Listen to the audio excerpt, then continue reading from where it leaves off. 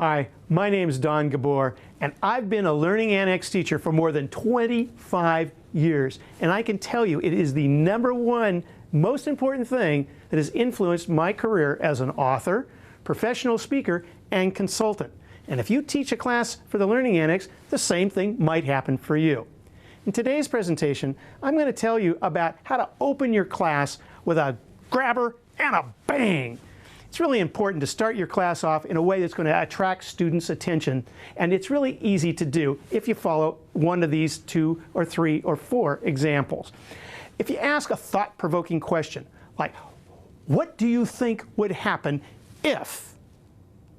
The class will, Another way is to start with a quote, a relevant quote to the class. Let's say you're doing a class on time management or money management, and you want to quote a source in the Wall Street Journal or some other paper, Financial Times, or some kind of paper that's related to that particular topic. That's a way to grab your students' attention. Another way to grab students' attention is to share a personal experience. Now, if you're teaching a class on mountain climbing, oh God, I'm not going to go climb a mountain, but it might be fun to go to a class. I would like to hear from the very get-go about something that you did, and you're climbing up that mountain with the pickaxe and all that kind of stuff.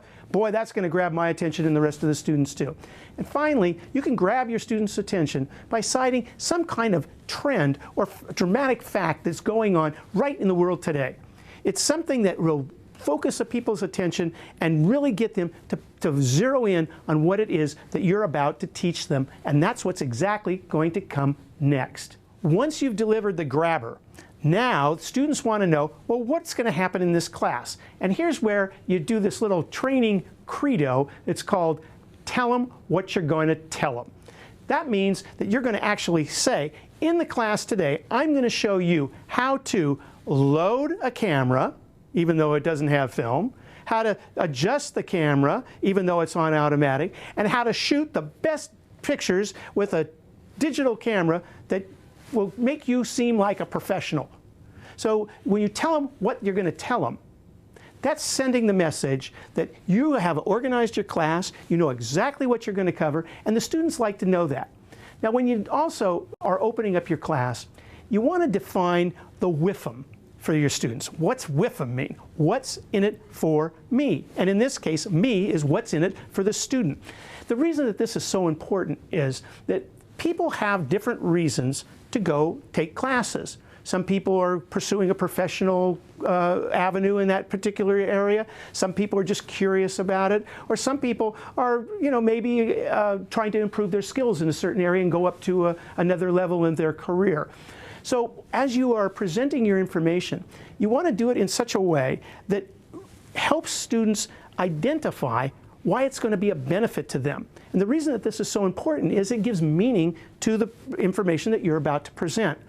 The meaning for the information might be different for you than for your students. So the easiest way to find out what the WIFM is for your students is simply to ask. And here's what I do.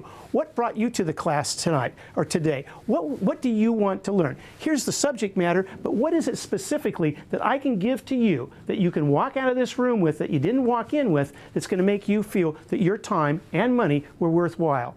That's the WIFM, and it's something that helps create a focus for your class and a focus for the students.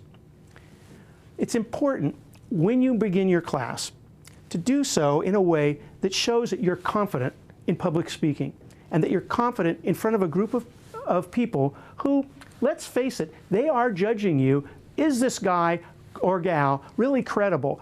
Is the information really worthwhile? How do you create that credibility? One is by delivering your information in a slow but paced way. If it's too slow or you are speaking in a monotone voice, well, oh boy, there goes the students right to sleep. But if you're speaking too quickly and it's going blah, blah, blah, blah, blah, they're going to get the sense that you're quite nervous. So you want to modulate your voice and even emphasize the words in a little bit different way. The most important words, give them some punch.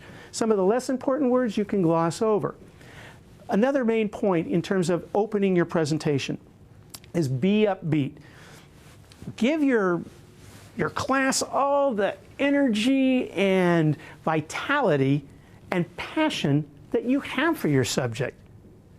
the worst thing you can do is go, well, today I'm going to teach you how to create a great stamp collection so that you can have as many stamps in order as possible. I mean, you know, that's not got too much pop to it. But if you said, today I'm going to show you how you can take something that you see on an envelope every day and maybe find out that its value could be more than you ever expected. So you give a little bit of pizzazz to the information. And finally, use an agenda when you present your information. Now, I've been teaching for the Learning Annex, as I told you, for 25 years.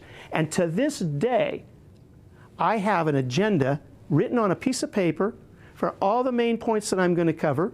And that could be 5 or 6, depending on the length of the class.